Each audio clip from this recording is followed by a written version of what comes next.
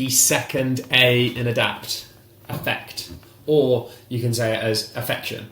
And that's actually how the audience is affected by that manipulating message and being, having that message being as relevant as possible. Now I say manipulating, and actually sometimes this is using a very negative connotation, but what we mean here is to skillfully handle something that creates a positive effect. So how do we have one thing and manipulate it into something else that means it's going to be more successful and more positive? So this stage is heavily reliant on testing all of those things, like the messaging, the different themes that I've spoken about before, the images that we use within our advertising, and then identifying what works and what doesn't. Now, this is not just a simple A/B test or ABC test. This can go on, for as long as we need it to, for a bigger campaign as we need it to, and then the duration is then defined thereafter.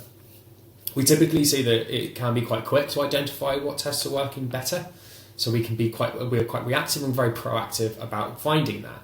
But we need to understand, out of 10 themes, which one is going to be the core one for us, and then how do we manipulate the other ones around it to then find more themes that would help us later on. One thing that brands tend to fall down on is not having enough campaigns or strategies to fall back on if performance falls off a cliff, if something isn't working. They go, we've got this thing, here's it is, it's not working. And it's you have to remain proactive and reactive around these things. So what we do is we build the hypotheses and the theories around these themes, our expectations, and then we help attribute those to the ideas and the development of the campaigns against what we think is going to happen. And again, we have those in the sidelines that we can pull in, tag out, and get moving with. This tends to fall into the realm of traction testing, and that can be with a bit of a smaller budget. Which means that we're not burning through budget, we're utilising the exact amount of money that we need in order to get the maximum amount of learnings out of it, so that when we find the things that work best, we can scale them up. And again, we're still applying the hypothesis at that point too. But implementing the right solutions, this is a key one.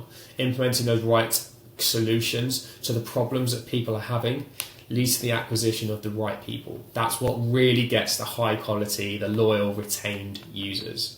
Now, everyone, when I talk about problems and solutions, I don't mean a problem like the electricity isn't working. Solution could be, I haven't topped up the meter. We're not talking about that kind of level of problem. The problems that it's about, you don't know what you don't know until you don't know it. Quite a tongue twister, so I'll say it again. You don't know what you don't know until you don't know it. So you live in this kind of naive world that you don't know you need or want something until you're like, hang on, where is this thing? So what we want to portray, what we want to get your brand to, is being that thing that no one thinks that knows that exists, but actually is a fantastic thing. That's the solution we want to provide.